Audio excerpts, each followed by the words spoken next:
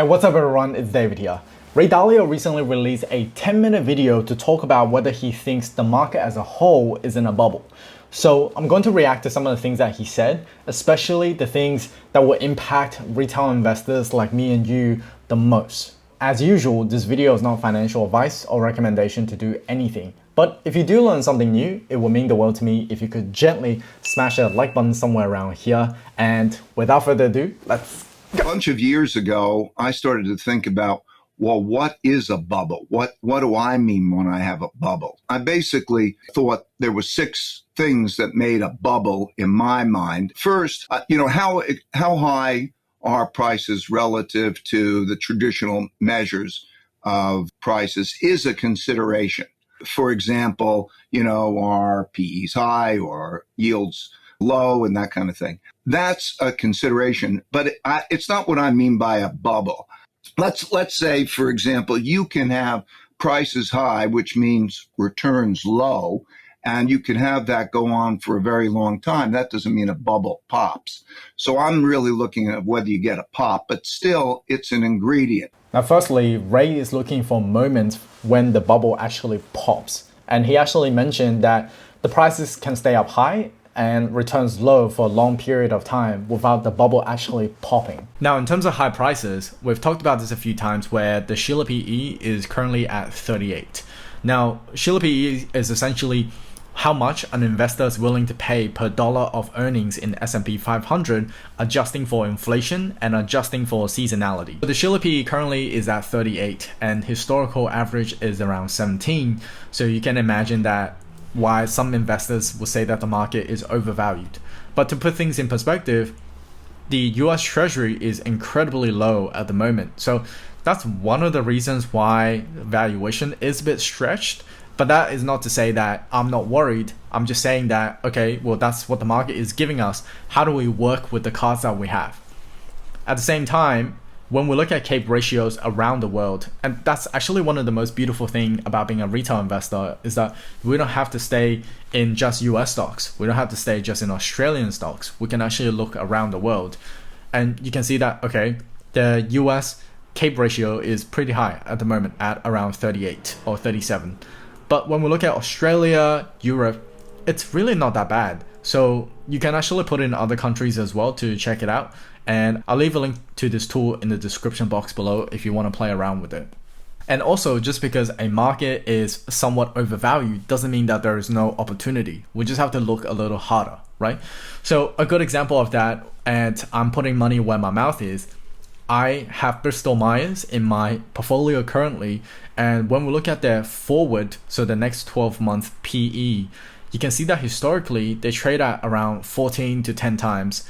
And currently they're trading at around 8 times. So there are definitely undervalued opportunities or stocks that is not bubblish. We just have to look a little bit harder. The second is prices are discounting unsustainable conditions. So unsustainable starts to be part of this picture of a bubble. Unsustainable means that by the nature of the buying, whoever is doing the buying and however that supply demand, that means that won't be sustained, and that produces a correction or prices going down. And then there's this speculative element, number 3. So one of those measures of the speculative elements is new buyers in the market. They're attracted in the market. It's the sort of thing where, you go to a cocktail party and people who are never involved in the thing are investing in it. And that could be tech stocks and it could be real estate and whatever, but they're drawn in. The number of new investors entering into the market is definitely a bit frothy. Besides the boring numbers that Robinhood is bringing in 3 million users in 2020 alone, I actually found out there's a lot more new buyers, a lot more new interest, and a lot more speculation in crypto. I recently changed gyms, and one of the guys that was signing me up asked me, hey, what do I do for a living? The easiest answer that I give to people now is I make videos on investing. It's much more easier to digest instead of talking about digital marketing stuff. And then he goes, yeah, I've recently been getting into crypto and a lot of my friends has been making a ton of money. So what I'm trying to say is that, yes, I agree that the number of new buyers, new investors in the market is a bit frothy. And especially when everyone is suddenly making money, just be extra careful. and that there's big bullish sentiment. So everybody wants, not having these things makes you feel dumb, that kind of thing. When it comes to big bullish sentiment, especially not having some of those assets will make you feel dumb. I've definitely felt that with Bitcoin earlier in the year, and I definitely felt that with real estate always, especially when you're Australian. Now, I personally don't believe that it's fair to basically slap on the sticker of everything is overvalued, because for the people who are into real estate, then you know that not everything is overvalued. Some is overvalued, and some there's actually an opportunity. You just have to go look for it. And when it comes to Bitcoin, it's one of those things that you either like the system that it has, the network, or you don't. So if you don't believe that there is an opportunity, some people just completely close off and just slap on an overvalued sticker to it. For me, I'm a little bit more open-minded. And then also, number 5 on my list is big purchases, forward purchases. Like if somebody's buying apartments that they don't own because they think that the apartments are going to go up. Or back in the days where I traded a lot of commodities, I would watch that those who used commodities would, rather than buy from hand to mouth, they would get a lot of forward coverage. In other words, buy inventory to protect themselves against the prices going up. On the forward purchases point, I actually think that instead of no bubble, I think that it would be more appropriate to put somewhat frothy, just because the logistical nightmare that we had in our supply chains would have caused our manufacturers to double or even triple order just to make sure that the supplies can come back in time. Now, we might not see any information on that right now, and that could be an observation on my part. But in the future months, we should be able to see more data around that to see whether manufacturers have actually triple or double ordered. So I'll do a follow-up video on that in the future.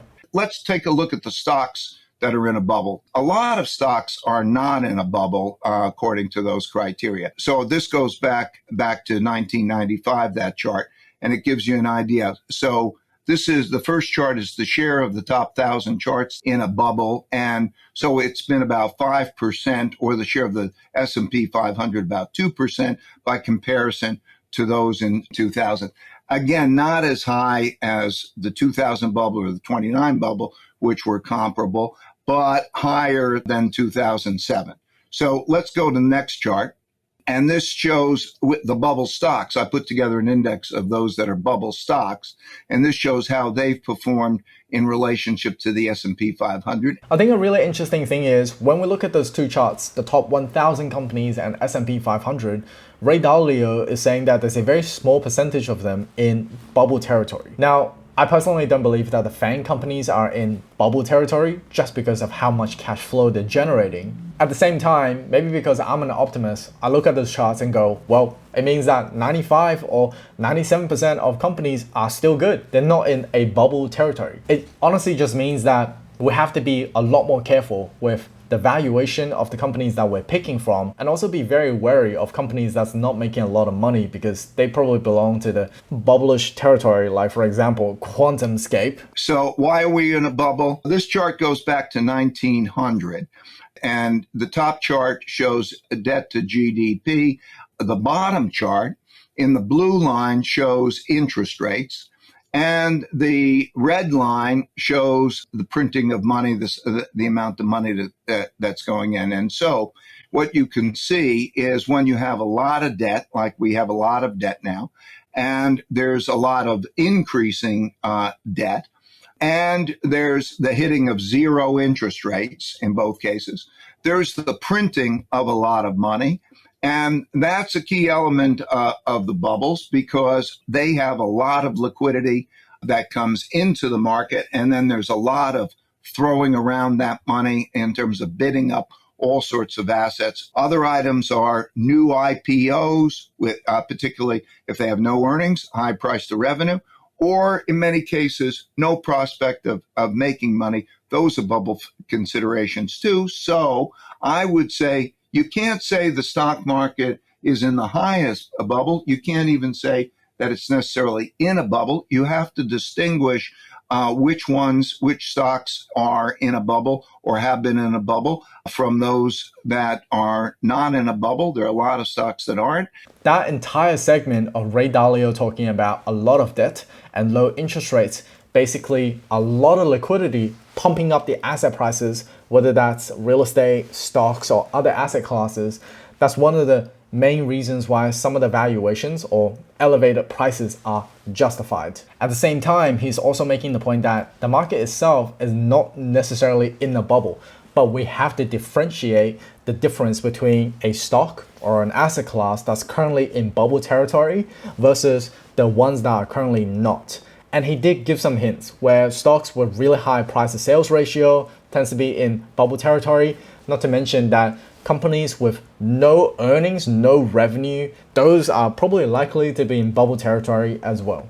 So ultimately, from my perspective, I believe that it wouldn't be fair to basically slap on a sticker of everything is overvalued and there is no opportunity, because I believe there is opportunity. You just have to look a little bit harder for them. Now, if you want to know how I look for undervalued opportunities, this video right here would be a great video to watch next. Thank you so much for hanging out with me all the way to the end. If you did learn something new, consider gently smacking the like button right there. Subscribe to my channel, click onto the bell so that when I release future videos, I can let you know. If you're still bored, I left a video on the screen that I think it's incredible to watch next. And as usual, Otto will always do the honors, and I'm gonna see you very, very soon.